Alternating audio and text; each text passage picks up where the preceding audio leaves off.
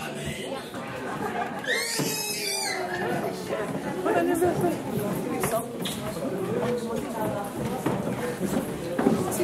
Je nous salue tous ce matin au nom de notre Seigneur Jésus-Christ. Alors ce matin, nous sommes dans la joie de nous retrouver dans cette maison. Et je crois que le Seigneur a commencé à faire des choses merveilleuses au milieu de nous. Bien aimés, nous nous préparons pour les grandes choses à venir. Je ne sais pas ce que Dieu va faire en 2013. Bien aimé, ce que je sais dans mon esprit, c'est que 2013 va être une année spéciale. Et si tu es prêt à recevoir ce que le Seigneur prépare pour nous pour 2013, bien aimé, je crois que c'est le temps pour toi de te lever, de te réveiller, de te battre, pour te dire que si je dois entrer en 2013, je ne m'aurais pas manqué cette opportunité. Amen. Vous savez, à chaque fois quand Dieu commence un mouvement quelque part, Dieu commence par réveiller l'esprit des personnes. Amen. Un réveil ne se passe pas quelque part aussi longtemps que l'esprit des hommes n'est pas réveillé. C'est la raison pourquoi nous l'appelons réveil. Parce que ça prend qu'il y ait un homme quelque part qui décide et se dit, les choses que je suis en train de vivre ou je suis en train de voir, je n'aimerais plus le voir, j'aimerais que les choses changent. Et il prend une décision pour se mettre à part, pour commencer à chercher une direction de la part du Seigneur. Amen. Et à chaque fois, quand il y a eu des hommes qui se sont levés dans la Bible, nous avons vu Dieu opérer des choses extraordinaires. Voilà pourquoi le Seigneur parle. Il dit, je regarde du haut de mon trône, je cherche un homme. J'espère que tu es cet homme. J'espère que tu es cette femme qui est prête ou qui est prêt à se dire, si Dieu doit trouver quelqu'un en ce temps-ci, ça doit être moi. Amen. J'aime bien une chanson qu'un homme de Dieu a écrite. Il dit ceci. Il dit, Seigneur, si tu vas faire quelque chose en cette saison, je t'en prie, ne le fais pas sans moi. Si tu vas guérir quelqu'un en cette saison, Seigneur, j'aimerais être participant à ton œuvre. C'est pourquoi un jour, pendant que Dieu s'apprêtait à détruire Sodome et Gomorrhe, vous savez, il y a eu des personnes dans la Bible qui ont tellement marqué Dieu dans son cœur que Dieu lui-même s'est senti coupable de cacher le secret à ses hommes. Abraham n'avait jamais demandé à Dieu de savoir ce que Dieu s'en allait faire. Mais regardez, tellement que Abraham savait comment traiter Dieu, bien aimé. Il y a des hommes qui ont su comment traiter Dieu. Vous savez, un roi ou un chef, quand il est bien accueilli, quelque part, il n'a pas le choix que de faire du bien à ces hommes qui l'ont accueilli parce que son cœur est dans la joie. La Bible dit que la joie de l'Éternel est notre force. Il y a quelque chose qui se passe quand le peuple de Dieu réjouit le cœur de Dieu. Et ce jour-là, Abraham était assis chez lui, ne sachant pas, ces trois hommes qui étaient en train de voyager, qui ils étaient, il décida par lui-même. La Bible dit, par lui-même, quand il les a aperçus, il dit, non, je veux faire du bien à ces hommes. Je veux les recevoir chez moi. Bien aimés, réfléchissez à cette histoire. Souvent, nous la lisons, c'est une courte histoire. Mais regardez que ces hommes étaient en train de passer en plein désert, en pleine chaleur. Abraham a pris le soin de les asseoir d'abord dans sa tente. De deux, il a appelé ses ouvriers pour aller tuer un veau, préparer pour eux. Je ne sais pas combien de temps ça prend. Ce n'est pas comme la bouffe d'aujourd'hui ici au Canada. Nous savons que notre bouffe est tellement remplie de matières chimiques qu'en moins de 30 minutes, nous pouvons préparer. Vous savez, la bouffe naturelle, telle que nous la connaissons, la cuisson, ce n'est pas moins d'une heure. Amen. Parce qu'il faudrait que la viande devienne tendre, assaisonner, mettre de la sauce, attendre que ça puisse cuire pour servir. Mais regardez qu'Abraham a pris le soin de faire attendre ces hommes pendant tout ce temps. C'était des voyageurs. Mais regardez, à cause de l'accueil d'Abraham, ces hommes ont eu la patience, ils n'étaient plus pressés de voyager. Ils ont dit, nous allons rester ici. Et Paul parle, il dit qu'il y a eu des hommes, ne sachant même pas, juste à cause de leur bon cœur, qui ont reçu des anges dans leur maison. À l'exemple de ces hommes, Abraham, juste parce qu'il avait un bon cœur. Il a ouvert sa porte.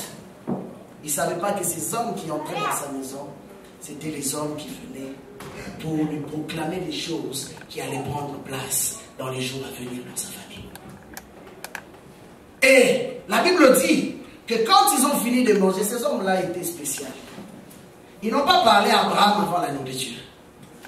Mais ils ont révélé à Abraham le secret des choses à venir seulement après avoir mangé. Ça, c'est un autre élément important. Ils ont été reçus, bien accueillis dans la maison. Mais cela l'importait peu dans un sens. C'est que ce qui était caché, ce qui devait être fait, ne pouvait être fait qu'après la nourriture. Et Abraham a pris le soin de préparer, d'apprêter la nourriture pour ses hommes. Et quand il a fini, ces hommes ont mangé d'abord. Et quand ils ont fini de manger, ils ont commencé à prononcer des paroles prophétiques sur la vie d'Abraham, sur la vie de sa femme, sur l'avenir de la famille d'Abraham. Et c'est ce jour-là qu'Abraham a su que l'année prochaine, dans la même période où il avait eu à faire du bien à ses hommes, l'accomplissement de la promesse tant attendue, une promesse qu'il attendait depuis plus de 25 ans, était arrivée à son terme. Bien aimé, ce matin, je veux parler d'un sujet important. Mais j'aimerais que tu me saisisses correctement ce que je veux te dire. Vous savez, nous disons que Dieu, quand il commence un mouvement, suscite l'esprit de quelques hommes, de quelques femmes, pour précéder ses pas. À l'exemple de Jésus-Christ, bien aimé, Jésus-Christ pouvait venir sans Jean-Baptiste. Mais la Bible nous montre qu'il fallait qu'il y ait Jean-Baptiste avant Jésus. Il y a des hommes qui précèdent toujours le mouvement de Dieu. Pourquoi? Parce que ces hommes ont pour rôle de préparer le chemin du Seigneur. Amen. Et Jean-Baptiste avait été choisi spécialement par Dieu, en ce temps-là spécifique, pour préparer le chemin du Seigneur. Voilà pourquoi le seul message que cet homme a eu à prêcher, c'était la repentance. Parce que la visitation de Dieu ne se fait nulle part s'il n'y a pas de repentance. S'il n'y a pas une vraie conversion, s'il n'y a pas une vraie acceptation, la visitation de Dieu ne se fera pas. Même quand Dieu se présentera, nous ne serons pas capables de le reconnaître parce que nos cœurs ne seront pas au bon endroit. Mais dès lors que nos cœurs sont déjà préparés, quand le Seigneur viendra, nous serons prêts à l'accueillir. C'est la raison pourquoi la Bible dit que Dieu a envoyé d'abord sa parole. Et la parole est partie pour faire quelque chose. La Bible dit, il envoya sa parole et sa parole les guérit. Pourquoi? Parce qu'il y a d'abord un travail au niveau de l'âme, de l'esprit de l'homme, qui doit être fait avant que le Seigneur n'établisse son règne. Et je voudrais te parler d'un homme qui a eu à marquer le cœur de Dieu en son temps. Il a eu des gens qui l'ont précédé. Il a eu des gens avant lui qui ont eu à accomplir des grandes choses avec Dieu. Mais cet homme avait un cœur particulier. Un homme qui pour la première fois, Dieu va faire une déclaration solennelle en disant que j'ai trouvé un homme selon mon cœur. Dites-moi, Abraham n'était pas un homme selon le cœur de Dieu? Moïse n'était pas un homme selon le cœur de Dieu? Mais cet homme particulier, Dieu, quand il fait la déclaration sur sa vie, Dieu dit, cet homme-là, maintenant, j'ai trouvé un homme selon mon cœur qui accomplira tous mes desseins. Et Jésus-Christ, dans le livre de l'Apocalypse, quand il parle à Jean, il dit à Jean, moi Jésus, j'ai la clé de David. J'ai la clé de David. Alors la question que je me pose en lisant ce verset, la personne qui a emmené la loi, c'était qui? Les lecteurs de la Bible. C'était Moïse, non? C'est la loi qui a conduit le peuple de Dieu, non? Depuis tout ce temps jusqu'à Jésus. Mais pourquoi Jésus-Christ n'a pas dit que j'ai la clé de Moïse? Mais Jésus-Christ va parler pour dire que j'ai la clé de David. Cet homme était un homme particulier. Vous allez comprendre pourquoi Dieu, en parlant de cet homme, Dieu parlait de lui avec beaucoup de fierté.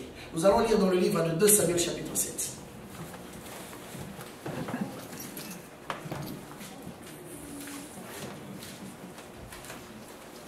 J'aimerais que tu saisisses cette partie de l'histoire de la Bible. Parce que si tu la saisis et que tu t'appliques à faire comme cet homme a eu à faire pour le Seigneur, tu verras quelque chose prendre place, quelque chose de beaucoup prendre place dans ta vie, dans ta maison, dans ta famille. Nous allons retenir des mots pour lire. C'est une longue lecture, bien aimée. J'aimerais juste demander ta patience. Nous allons lire. Parce que j'aimerais que cette partie de la Bible entre dans ton cœur ce matin. La Bible dit ceci.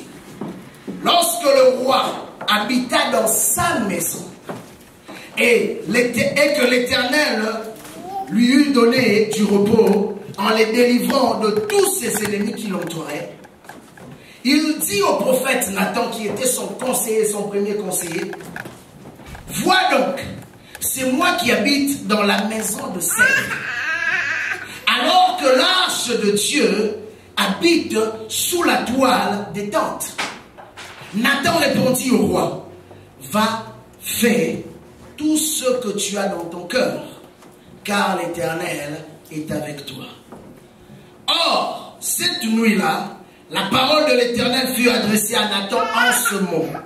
« Va dire à mon serviteur David, ainsi parle l'Éternel, est-ce toi qui me bâtiras une maison pour que j'y habite?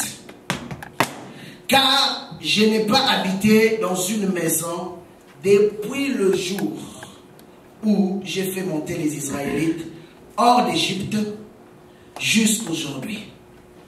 Mais je me suis déplacé sous une tente et dans un tabernacle. J'aimerais que vous puissiez souligner cette partie-là dans votre Bible. Le verset 6, il dit, « Car je n'ai pas habité dans une maison depuis le jour où j'ai fait monter les Israélites hors d'Égypte jusqu'à aujourd'hui. Mais je me suis déplacé sous une tente et dans un tabernacle. Partout où je me suis déplacé avec tous les Israélites, ai-je dit un mot? » Là maintenant Dieu se plaint. Il dit, ai-je dit un mot à quelqu'un? Ai-je réclamé à quelqu'un par rapport à ma condition, par rapport à ma situation? Il continue. À quelqu'une des tribus d'Israël, à qui j'avais ordonné de faire paître mon peuple d'Israël, ai-je dit, pourquoi ne me bâtissez-vous pas une maison de cèdre? Maintenant, tu parleras ainsi à mon serviteur David. Ainsi parle l'Éternel des armées. C'est moi qui t'ai pris au pâturage, derrière les troupeaux, pour que tu sois le conducteur de mon peuple d'Israël. J'ai été avec toi partout où tu es allé. J'ai retranché tous tes ennemis devant toi et j'ai rendu ton nom grand comme le nom des grands qui sont sur la terre. J'ai attribué une place à mon peuple d'Israël et je l'ai planté pour qu'il y demeure et ne soit plus agité. Pour que les hommes injustes ne recommencent plus à l'humilier comme autrefois. Et comme à l'époque où j'avais établi des juges sur mon peuple d'Israël, j'étais accordé du repos en te délivrant de tous tes ennemis. L'Éternel t'annonce ce qu'il te fera une maison. Amen. J'aimerais que vous puissiez souligner cette partie. L'Éternel t'annonce qu'il te fera une maison. Que tes jours seront accomplis et que tu seras couché avec tes pères. Je maintiendrai ta descendance après toi celui qui sera sorti de tes entrailles, et j'affermirai son règne. Ce sera lui qui bâtira une maison en mon nom, et j'affermirai pour toujours son trône royal.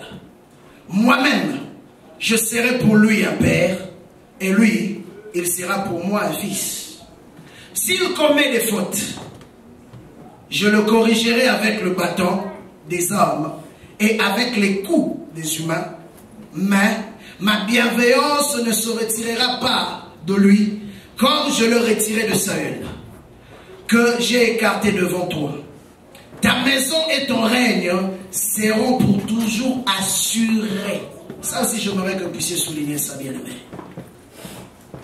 Ta maison et ton règne seront toujours assurés devant toi. Ton trône pour toujours affermi.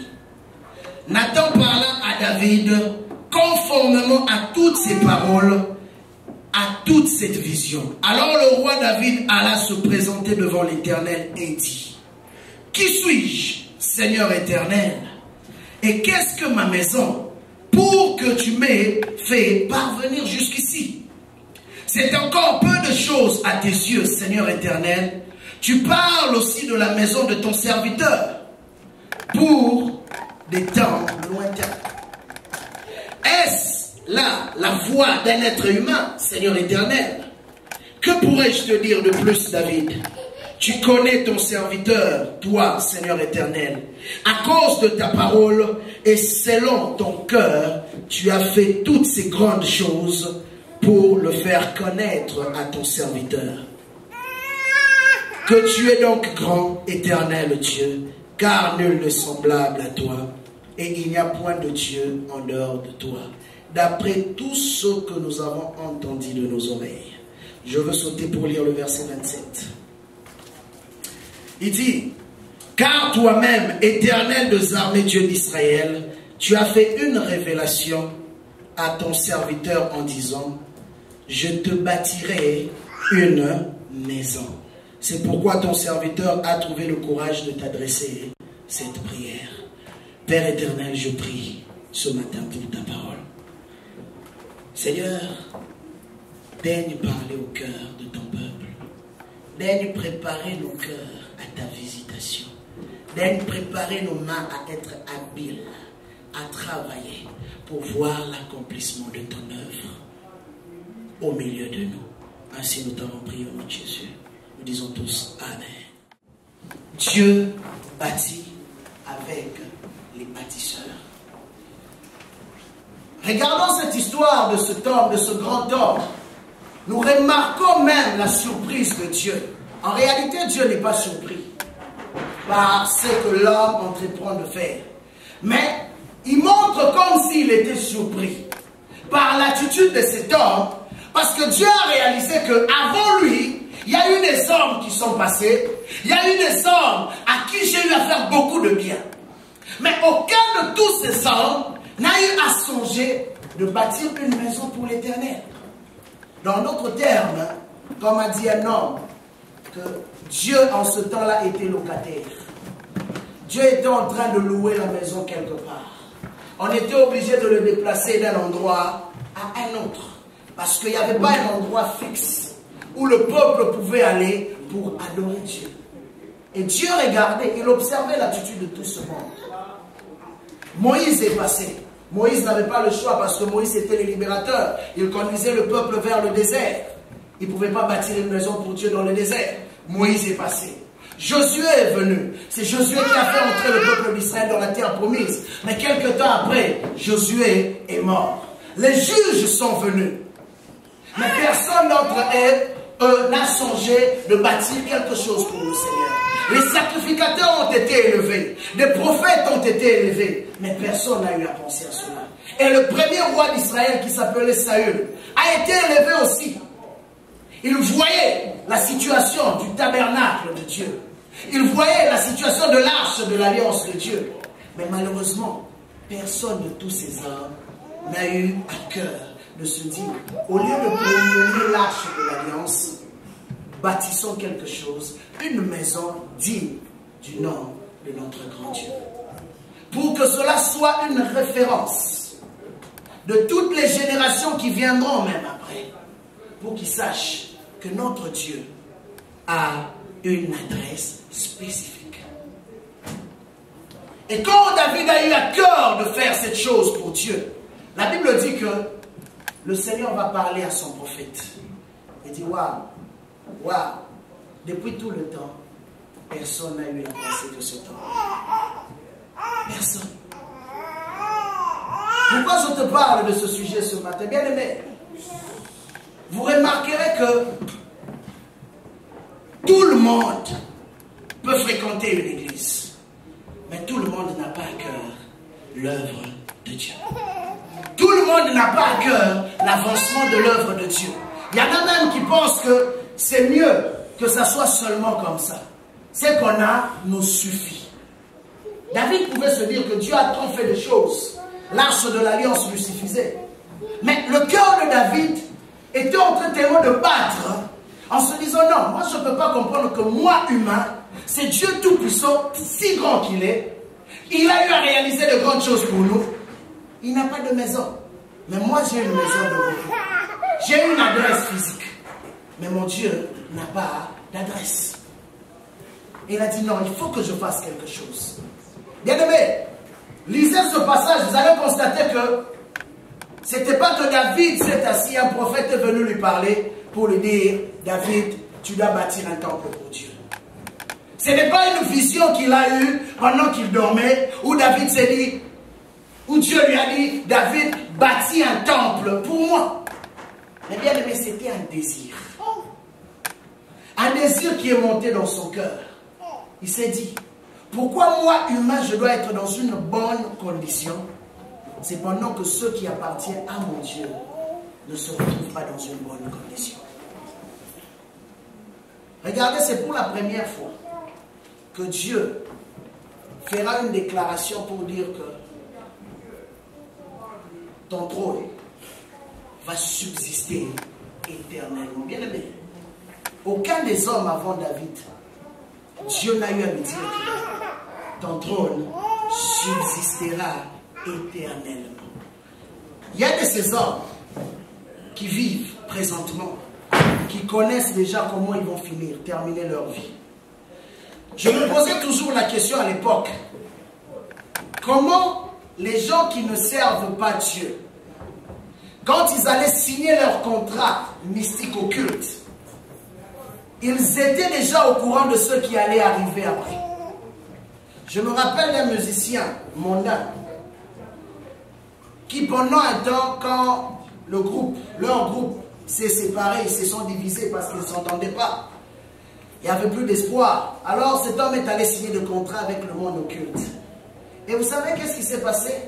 On a rassuré cet homme que tu auras un succès pendant 10 ans et aucun orchestre dans ton pays ne tiendra devant toi. Et bien aimé, quand cet homme a eu à commencer le succès, je peux vous garantir que cet homme-là ne sait pas chanter.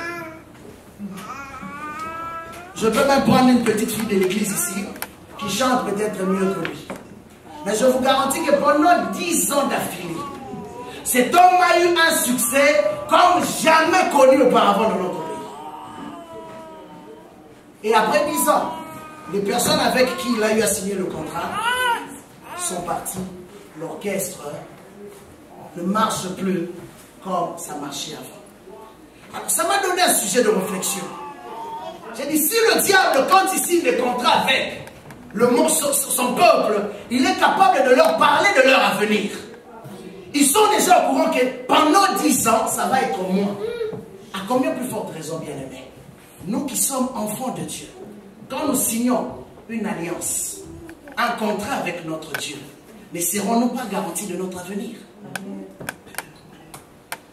David n'avait pas peur de ce qu'il allait devenir. Vous savez, Dieu parle à Abraham. J'aime encore cette promesse de la Bible. Tu prendras ta Bible toujours.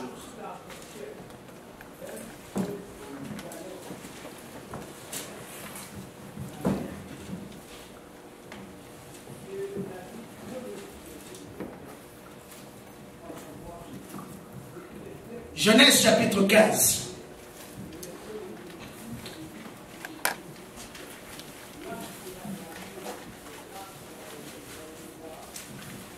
à compter du verset 13. Dieu parle à Abraham, il lui dit une chose. Il dit, l'Éternel dit à Abraham, sache que tes descendants seront des immigrants dans un pays qui ne sera pas le leur. Ils y seront esclaves et on le maltraitera pendant 400 ans. Il continue. Il dit, mais je jugerai la nation dont ils auront été esclaves. Et ils sortiront ensuite avec des grands biens. Toi, là maintenant il parle à Abraham.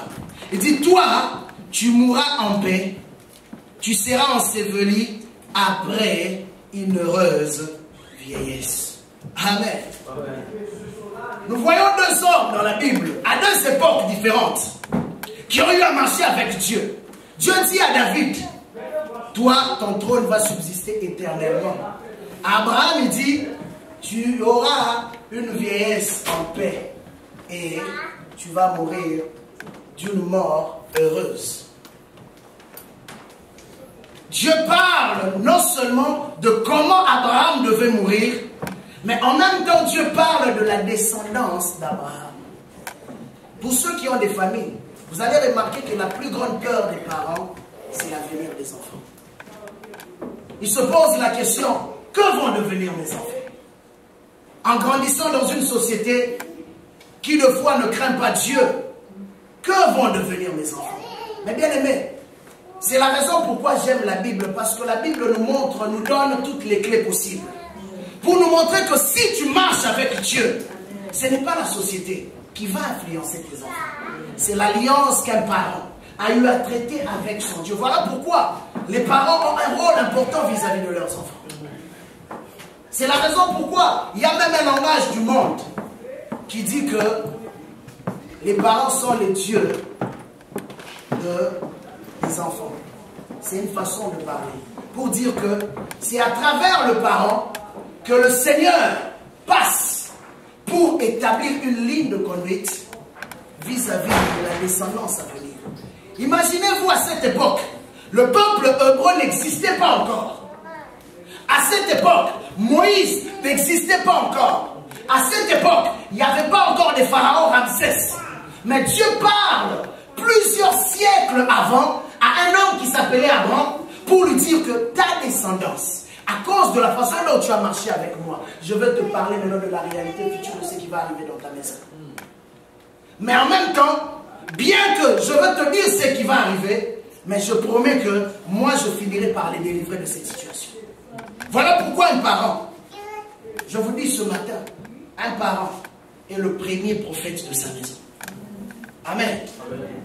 Un parent est le premier prophète de sa maison. Bien aimé, ce que tu veux voir tes enfants devenir, c'est ce que tu dois leur communiquer. Parce que la Bible dit qu'on ne donne que ce qu'on a. Si tu n'as rien de bon, bien aimé, tu donneras ce qui est mauvais. Mais si tu penses que moi, je dois instruire mes enfants selon les voies du Seigneur, bien aimé, même si tes enfants aujourd'hui démontrent une forme de rébellion, mais sache une chose, la sémence que tu auras déposée en eux, un jour ou l'autre, produira du fruit. C'est pourquoi les parents ont une grande responsabilité. Dès que les enfants sont petits, doivent s'aimer la sémence de Dieu. La société d'aujourd'hui ne veut pas cela. Il veut que les enfants soient abandonnés à eux-mêmes. Nos enfants sont éduqués par les professeurs à l'extérieur, par la police à l'extérieur. Quand un parent s'en prend à son fils ou à sa fille, on dit appelle 911. Pour dire que voilà, mon père ou ma mère a été violent ou a prononcé des paroles contre moi. Mais pourquoi? La preuve en est qu'aujourd'hui, je vous ai dit dernièrement que si le président Obama passait, je veux revenir sur ça et puis je veux continuer notre message. Nous verrons dans les jours à venir une société qui va fonctionner sans principe. Le jour après l'élection d'Obama, juste le jour après, les provinces ou les États, comme on appelle là-bas, qui n'avaient jamais eu à légaliser ou officialiser le mariage gay, aujourd'hui, c'est devenu officiel. Il y a eu 4 États, juste le jour après. Et quelques États, 3 États, ont eu à légaliser la marijuana. Un jour après son élection, certains ont crié au scandale. Mais bien aimés, comprenons que pour nous, ça ne devrait pas être étonnant. Parce qu'il y a eu un autre apôtre qui avait l'esprit prophétique, qui a parlé de nos jours. Il dit que, sachez que dans le dernier jour, les gens deviendront rebelles. Ne vous étonnez pas de voir que de plus en plus dans le monde, les dirigeants, on nous place des dirigeants qui ont des tendances contraires à la loi de la Bible. Parce que quelque part, pendant que Dieu est sur le point de faire une nouvelle chose avec son peuple, le diable aussi de l'autre côté se lève. Bien aimé, tout bâtisseur doit se préparer à une opposition. Tu ne peux pas bâtir sans opposition. La preuve en est que pour placer le fondement de cette bâtisse, les gens qui ont eu à travailler devaient briser des pierres, des roches, pour établir la fondation de cette bâtisse. Et de la même façon que quand nous nous levons avec Dieu pour bâtir, il y a une opposition qui se lève. Mais par contre, nous ne devons pas être de ceux qui se découragent. La Bible dit, nous sommes appelés à combattre le bon combat jusqu'à la fin.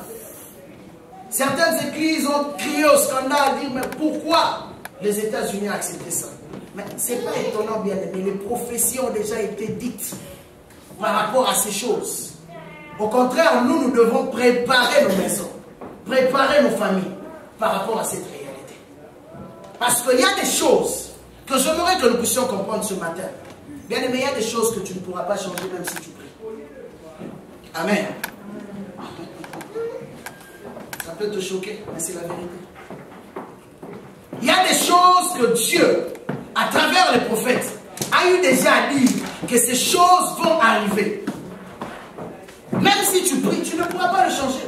Le jour où Dieu a décidé de rejeter Saül, le prophète, le grand prophète Samuel, qu'est-ce qu'il a fait? Il est allé prier. Il dit, Seigneur, fais grâce à Saül. La Bible dit quoi? Dieu s'est irrité contre Samuel, qui était son prophète. Il dit, mais pourquoi tu viens intercéder en faveur de cet homme? C'est pendant que je l'ai déjà rejeté. Bien aimé, il y a de ces personnes, il y a de ces situations pour lesquelles Dieu ne nous appelle pas à prier. Mais il y a de ces choses pour lesquelles nous sommes appelés à prier. Voilà pourquoi la Bible nous appelle en ce temps-ci d'avoir beaucoup de discernement. L'Église de Dieu est appelée à avoir beaucoup de discernement en ce temps-ci. Pour savoir quel choix faire, quel chemin suivre, comment bâtir avec le Seigneur.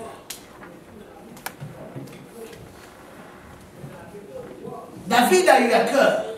Il s'est dit, non, je ne peux pas tolérer que moi, j'ai une maison, que moi, je sois tranquille chez moi. C'est pendant que mon Seigneur est locataire. C'est pendant que mon Dieu est locataire. Et juste à cause de ce souci, à cause de ce désir, David ne savait même pas qu'est-ce qui allait se passer dans sa famille après lui. Mais bien aimé, remarquez, après ça, David a eu à commettre des choses qui étaient contre la loi de Dieu. Ce même homme qui a eu à cœur de vouloir bâtir pour le Seigneur, il a eu à faire des choses qui n'étaient pas correctes. Et le Seigneur l'a frappé aussi, parce qu'il s'était écarté de la voie de la droiture. Pourquoi? Parce que le diable avait pour objectif. Il savait que s'il laissait cet homme tranquille, cet homme allait faire tellement quelque chose de grand que son royaume à lui allait être dans l'humiliation. Alors il s'est dit, il faudrait que je détruise la crédibilité de cet homme. C'est pourquoi vous allez remarquer que le diable s'acharne en premier lieu pour détruire la crédibilité des bâtisseurs. Pourquoi? Parce qu'il sait que s'il détruit ta crédibilité, même si tu te lèves pour demander aux gens de bâtir avec toi, personne n'embarquera. Amen. Il le sait. Il s'arrange pour faire une campagne de salissage contre toi. Parce qu'il sait que s'il arrive à t'atteindre, il ne va pas seulement t'atteindre toi. Son but, au fait, en réalité, ce n'est même pas toi. Son but, c'est la vision qui est au-dedans de toi. Le but premier pourquoi le diable s'est levé contre David, c'était la vision du temple. Il savait que si j'arrive à l'atteindre, à le détruire, à le tuer, au point même que le royaume à son époque était devenu divisé, parce qu'il savait que si j'arrive à séparer ces hommes, chaque personne va se établir dans son coin, il ne pourra plus réaliser ses projets. C'est pourquoi tu remarques qu'à chaque fois que tu prends des bonnes décisions pour faire quelque chose de bien, il y a toujours quelque chose de l'opposition qui se lève contre toi. Bien aimé, il ne suffit pas seulement de prendre une décision. Jésus-Christ dit quelque chose de très important. Il dit, celui qui persévérera jusqu'à la fin. En d'autres termes, un jour, ces hommes aussi ont eu à prendre une décision.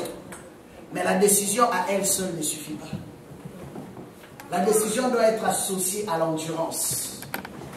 La décision doit être associée au travail continu, à la persévérance, pour que l'accomplissement de la vision puisse se faire. Sans la persévérance, il n'y a pas d'accomplissement. Bien-aimé, ne t'attends jamais à t'asseoir chez toi et qu'on vienne te servir la nourriture comme dans un plateau. Tu dois prendre le temps de travailler, de préparer pour que la nourriture soit prête. Et avec le Seigneur, c'est la même philosophie. Cet homme a dit, il faut que je fasse quelque chose pour mon Dieu. Alors Dieu a dit, puisque tu as un bon cœur pour moi je vais maintenant te parler par rapport à ton futur et par rapport à ta famille. Comme je te dis tantôt, bien-aimé, peut-être que c'est des questionnements que chaque personne se pose par rapport à son futur, par rapport à sa famille. Qu'est-ce que je veux devenir? Qu'est-ce qui va se passer après-demain? Comment on va se nourrir? Mais Dieu a parlé à David. Dieu a dit, David, moi je veux bâtir ta maison. La première personne qui a eu à cœur de bâtir la maison de l'autre, c'était qui? David. David n'a jamais demandé à Dieu de bâtir sa maison. Parce que David avait déjà une maison. Il avait déjà une maison. Mais David a dit, moi je veux bâtir la maison de Dieu. Mais Dieu a dit, comme toi tu as eu à cœur maintenant de bâtir ma maison, moi je veux bâtir aussi ta maison. C'est une relation à intérêt. Qu'est-ce que Dieu voulait dire à David là? Voilà pourquoi David a fait une déclaration importante dans le livre de Psaume, chapitre 23. Il dit, dans ta maison, Seigneur, moi je m'habiterai tous les jours de ma vie, jusqu'à la fin de mes jours. Pourquoi? Parce que David savait qu'il avait déjà une maison d'assurée dans la présence du Seigneur. Jésus-Christ parle dans Jean 14. Il dit que vos cœurs ne se troublent point. Car moi, je m'en vais auprès du Père pour faire une chose.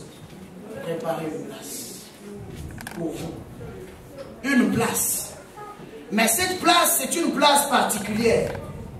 Parce qu'il dit dans la maison de mon Père, il y a plusieurs places. Dans la maison de mon Père, il y a plusieurs demeures. Mais ce que moi je veux, puisque vous avez marché avec moi, c'est que là où moi je suis, vous aussi, vous puissiez être. Et Paul a conclu cela en disant que nous sommes assis avec Christ dans le lieu céleste. Et là, le diable ne peut nous atteindre. Parce que la Bible dit que, toujours David, il parle, il dit, Dieu dit à mon Seigneur, viens t'asseoir à ma droite, jusqu'à ce que je fasse de tes ennemis ton marche. Bien aimé, il est important que tu comprennes que lorsque tu es un bâtisseur, il faudrait que les ennemis se lèvent contre toi. Si tu n'as pas d'ennemis, dis-toi que tu marches avec l'ennemi. Amen. Si tu n'as pas de gens qui te contredisent, c'est que tu marches avec les contradicteurs. La Bible dit, Jésus-Christ sera appelé le fils de la contradiction. Parce qu'il marchait dans un sens contraire de tout le monde. Là où tout le monde ne pouvait pas croire, il était la seule personne qui pouvait croire. Là où tout le monde ne pouvait pas voir, il était la seule personne qui pouvait voir. C'est pourquoi il est temps pour toi de te dire que si moi je veux entrer dans la destinée, dans ma destinée, dans la destinée de ma famille, pendant que je me pose tant de questions, que je m'arrête de me poser des questions, que je commence par bâtir d'abord la maison du Seigneur. C'est ça que Dieu attend de toi. Bien-aimé, on a parlé d'une vision que Dieu nous a donnée ici. Un travail que nous tous ensemble, nous sommes appelés à faire. Un temple que nous voulons bâtir pour le Seigneur. Un travail que nous voulons faire au sein de cette ville, ainsi dans le monde. Mais bien aimé, ce travail ne sera pas fait juste avec une excitation. Vous savez, quand on expose une vision, les gens disent « Waouh, c'est une bonne chose ». Mais il ne suffit pas seulement que les gens se réjouissent de la vision. Dieu attend voir des hommes et des femmes prêts à se dire « Que dois-je faire pour que la vision arrive à son terme ?» Amen. Que dois-je faire? Ça, c'était le questionnement de David de chaque jour. Ce n'est pas un prophète qui est venu lui dire qu'est-ce qu'il devait faire pour la maison du Seigneur. C'est lui-même. Il s'est dit, ok, mon Dieu, je regarde la condition dans laquelle mon Dieu se trouve. Ce n'est pas digne de mon Dieu. Il faut que je fasse quelque chose. Il y a un rapport, dernièrement, l'année passée, en France. Ils étaient en train d'évaluer un peu la situation religieuse dans ce pays. Mais vous savez qu'est-ce qu'ils ont réalisé? Ils ont réalisé que les musulmans sont en train de conquérir à petit feu tout ce qu'il y avait d'important en France. Ils achetaient pratiquement toutes les bâtisses pour construire des mosquées en l'honneur de Allah. Alors, les gens, ils se sont dit, mais si ça continue comme ça, finalement, c'est eux qui prendront les dessus sur tout le système. Et aujourd'hui, ils sont en train de militer pour que la charia soit acceptée dans la Constitution française. Pourquoi? Parce qu'ils ont le pouvoir. Ils ont le pouvoir économique. Et dès que tu as le pouvoir économique, automatiquement, tu as le pouvoir politique. Parce que c'est l'économie qui influence la politique. Voilà pourquoi David avait compris que l'état de la maison de Dieu ne devait pas être dans une situation telle que quand les gens vont regarder, vont se dire, mais leur Dieu est un Dieu incapable. Regarde l'état dans lequel il se trouve. Regarde les conditions dans lesquelles il se présente. Alors pourquoi allons-nous vers ces dieux-là? Parce que son peuple est incapable de faire quelque chose de grand pour leur Dieu. Bien aimé, ces gens sont capables de dépenser des millions. Je vous dis bien. J'habite à La Salle, non loin d'un temple hindou. Quelques-uns ont déjà eu l'occasion de le voir. Mais regardez la concession que ces gens ont eu à bâtir pour leur Bouddha. Tu vas te poser la question. Combien ils ont dû investir? C'est des millions et des millions de dollars pour bâtir ce temple-là en l'honneur de Bouddha. Mais que faisons-nous, peuple de Dieu? Que faisons-nous pour la maison du Seigneur? Dieu, comme je vous ai dit ce matin, Dieu bâtit avec des bâtisseurs. Et Dieu se cherche des hommes qui ont le cœur de David. Des hommes qui sont prêts à se dire que moi, je veux m'investir pour voir l'accomplissement de la vision.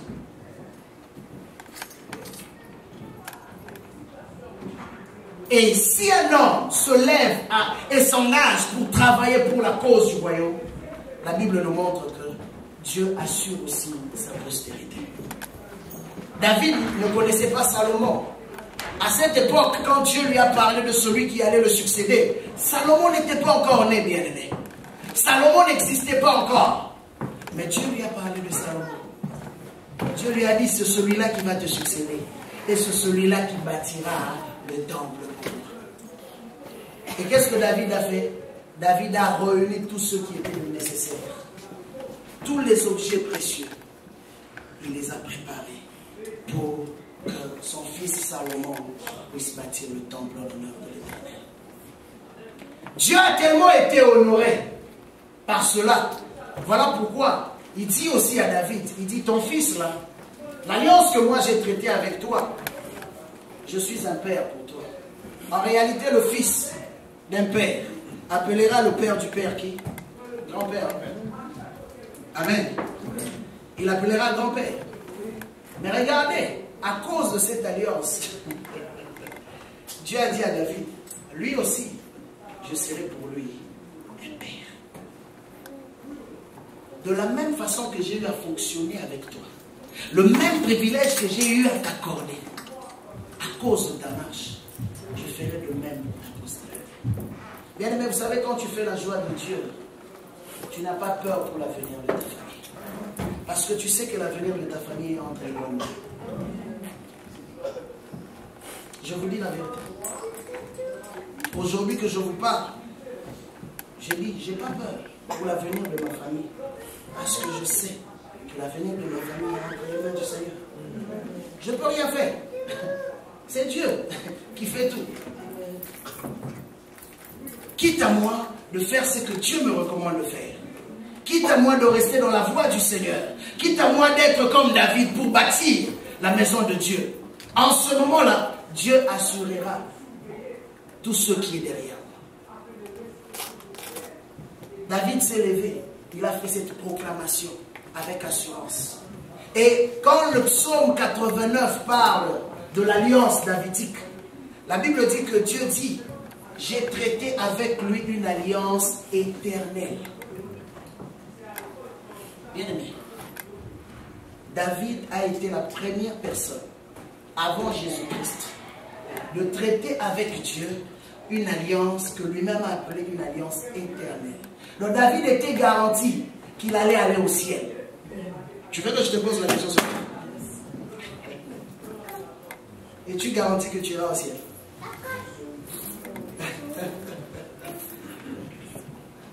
Donc David marchait, il vivait sa vie, mais il avait une garantie que moi, j'irai au ciel. Il connaissait son avenir. Combien connaissent leur avenir? Combien connaissent comment ils vont terminer leur vie sur la terre? Et David savait. Pourquoi? Parce qu'il avait été dans le plan de Dieu. Parce qu'il avait fait la volonté de Dieu. Parce qu'il était un bâtisseur. Il avait le souci de la maison de Dieu. Il se disait, si moi je ne le fais pas, personne ne le fera à ma place. David n'a pas regardé qui sont venus avant moi et n'a pas regardé qui viendra après moi. Mais il a dit, moi je dois le faire. C'est pourquoi Dieu a été étonné. Il a dit, mais wow, David, tu n'as même pas été là quand j'ai délivré tes ancêtres. Tu n'as même pas été là. Mais comment toi tu peux avoir un projet aussi grandiose? Tu n'étais pas là. Les personnes qui devaient penser à ça, c'était Josué et Caleb. Mais la Bible nous montre que quand ils sont arrivés dans la terre promise, Caleb a choisi son camp, Josué aussi a choisi son camp. Et il a fait une déclaration, moi et ma maison, nous servirons l'Éternel. Il s'est arrêté là. Voilà pourquoi Dieu ne pouvait jamais dire que j'ai la clé de Josué. Il a déjà la clé de David. Parce que c'est un homme qui a su comment secouer Dieu de son trône. C'est un homme qui a su comment faire sa joie. Il a dit non. En tout cas, David, tu es particulier. Voilà pourquoi Dieu, vous savez, quand Dieu commence à rappeler le passé, c'est pour emmener à un constat. De dire que non, ce que tu viens de dire ou ce que tu viens de faire, La décision que tu viens de prendre m'impressionne. Dieu a rappelé et dit, je n'ai jamais habité dans la maison. Il s'est plaint. Je n'ai jamais habité. Personne n'a même pensé me construire une maison. Mais toi, tu es venu de nulle part.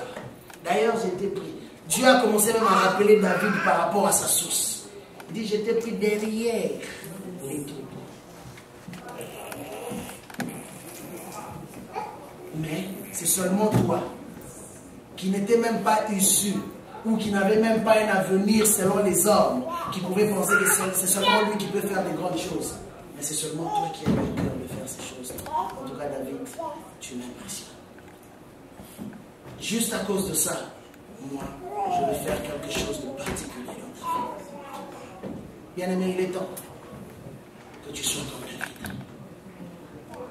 Dieu te cherche.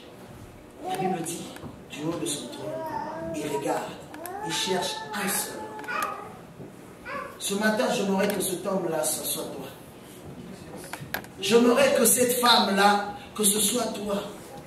Que tu te dis, Seigneur, non. Si David a eu une garantie, imaginez un peu, Dieu parle et dit que même si tes enfants arrivent à m'abandonner, comment? Dieu savait que Salomon allait tomber un jour. Mais Dieu lui dit, même si tes enfants arrivent à m'abandonner, moi je vais les frapper. Mais après les avoir frappés, je veux les rétablir. Ça, c'est la puissance de l'alliance. Ce matin, je voudrais que tu sois cet homme, que tu sois cette femme, à qui Dieu fait une déclaration pareille. Arrête d'avoir peur par rapport à ton avenir. Si tu continues d'avoir peur pour ton avenir ou l'avenir de ta famille, c'est la preuve que tu n'as pas encore fait ce pourquoi Dieu t'a appelé à faire. Amen. C'est la preuve que tu as un travail à faire. Dieu dit à Esaïe, tes enfants et les enfants de tes enfants seront mes serviteurs. Tes enfants et les enfants de tes enfants seront à mon service. Parce que toi, Esaïe, tu as été à mon service. Ce matin, nous voulons